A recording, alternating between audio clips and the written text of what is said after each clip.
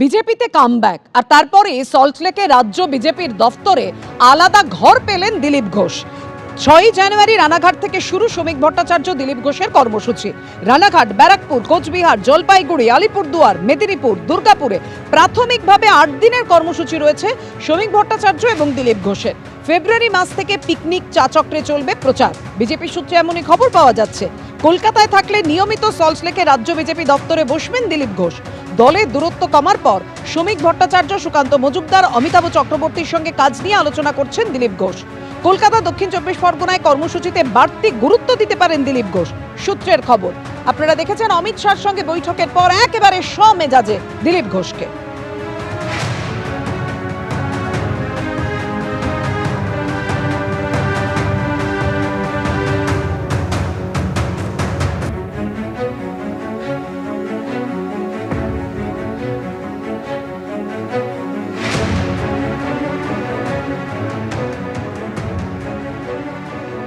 হুমায়ুন কবিরের ব্রিগেড সমাবেশকে কটাক্ষ করেছেন দিলীপ ঘোষ, যে আগে তিনি নিজের ঘরটা ভালো করে সামলান, আজ পর্যন্ত নিজের এলাকা থেকে বাইরেই বেরোননি। উনি আগেও অনেক বড় বড় কথা বলেও কিছু করতে পারেননি। আর কি বললেন দেখুন। আজ পর্যন্ত নিজের এলাকার বাইরে হুমায়ুন কবির বেরোননি। ওনার পার্টির কি ভবিষ্যৎ হবে, কি চান, উনি তো সকালে এরকম বলেন, বিকালে এরকম বলেন, তার স্ট্যান্ড পয়েন্টও ঠিক নাই। তো এটা করলে তো মানুষ বিশ্বাস করবে না। যদি নতুন পার্টি করে লড়তে চান, ঠিক করুন, পরিষ্কার করে ঘোষণা করে দিন ওনার কি উদ্দেশ্য। তো যারা চায় তারা তাকে সহযোগিতা করবে। বাকি উনি আমার মনে হয় দাম বাড়াচ্ছেন বা জল মাপছেন যে কার দিকে গেলে আমি সুবিধা বেশি পাবো।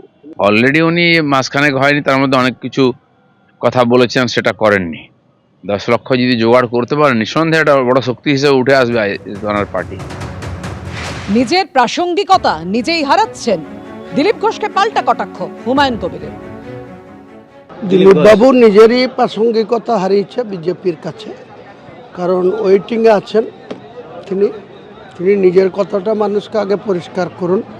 যে অমিত শাহজি এসেছিলেন, তিনাকে আলাদা করে রেখেছিলেন, আগামী দিনে তাকে তার পুরনো জায়গা ফেরত দেবে বা তাকে একজন গুরুত্বপূর্ণ নেতা হিসাবে বাংলার মানুষের কাছে তুলে ধরবে, সেটা বিজেপির নেতৃত্ব জানে। ওনাকে আমাকে নিয়ে এত চিন্তা করার দরকার নাই। আমি নওশাদ না, আমি বাংলার রাজনীতিতে দিলীপ বাবুর থেকে অনেক আগে থেকে রাজনীতিতে আছি। দিলীপ ঘোষকে মানুষ চিনেছে 2015 সালে। তার আগে মানুষ, ঝাড়গ্রামের মানুষ চিনত দিলীপ ঘোষকে, বা কিছু RSSের যেখানে ক্যাম্প অফিস চলতো সেই সব জায়গায় দিলীপ ঘোষের পরিচিতি ছিল। তো 2015 সালে ভারতীয় জনতা পার্টি দিলীপ ঘোষকে বাংলার মানুষের কাছে বিজেপির সভাপতি হিসেবে তুলে ধরে। দিলীপ ঘোষ বাচালতা বেশি করে, এই বাচালতার কোনো জবাব হয় না। দিলীপ ঘোষ নিজের প্রাসঙ্গিকতা নিয়ে বিজেপির সঙ্গে কথা বলুক এবং তাকে আগামী দিনে বাংলার রাজনীতিতে কোনো জায়গা দেবে কিনা সেটা বিজেপির কেন্দ্রীয় নেতৃত্ব ঠিক করবে, এখানে আমি ঠিক করার কেউ না। জগন্নাথ দেবের আশীর্বাদ প্রসঙ্গে কুণাল ঘোষকে এবার কটাক্ষ করলেন দিলীপ ঘোষ, যে জগন্নাথ দেবের আশীর্বাদে 2026-এ পরিবর্তন হবে। কুণাল ঘোষ এরকমই বলে থাকেন, লোকে মজা পায়। দেখুন।